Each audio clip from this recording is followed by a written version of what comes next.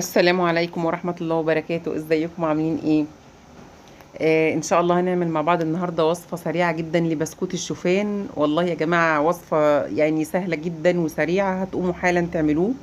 ما عليكي الا انك هتسخني الفرن عبال ما تخلصيه، لان هو ما بياخدش وقت خالص.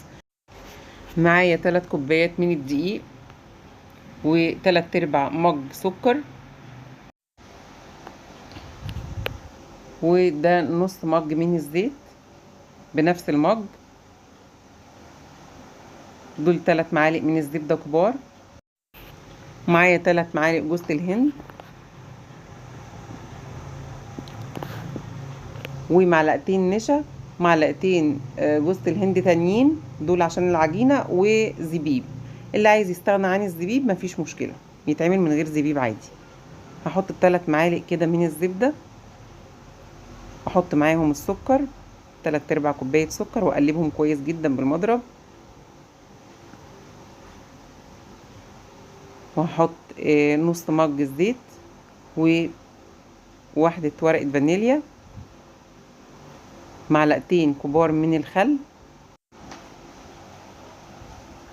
هاخد كده حوالي ربع مج من المية،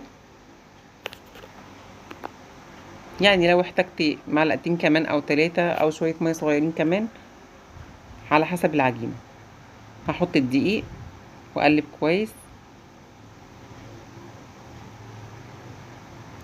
دول معلقتين نشا، ومعلقتين جوز الهند، ومعلقتين من الزبيب.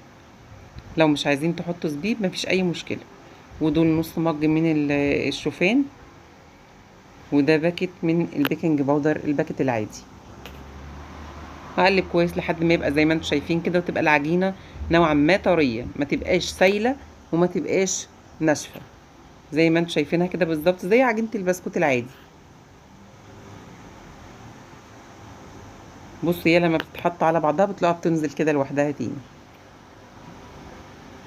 هكورها كده، ناخد زي كور صغيرة كده واضغط عليها ضغطة بسيطة، وهحطها في المعلقتين جوز الهند اللي انا كنت قايله لكم عليها في الطبق، واحطها كده على جوز الهند واضغط عليها ضغطة بسيطة، واشيلها احطها في الصاج.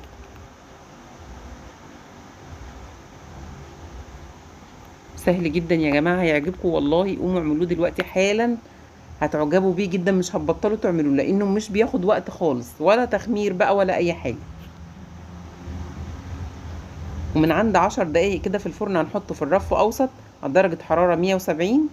لو الفرن بتاعك يعني الحرارة بتاعته مظبوطة، يبقى درجة حرارة 170 على رف اوسط. ومن عند 10 دقايق كده نبدأ نشوفه، علشان ممكن يكون استوى كمان تماما يعني.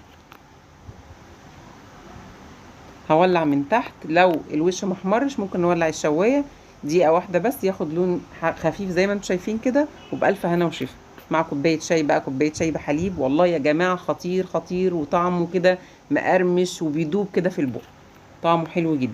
بألف هنا وشفا. لو عجبتكم الوصفة ياريت تعملوا لايك واشتراك في القناة، وتفعلوا زر الجرس علشان يوصلكم كل جديد من فيديوهاتي. كان معاكم تيسير عبد النور، والسلام عليكم ورحمة الله وبركاته.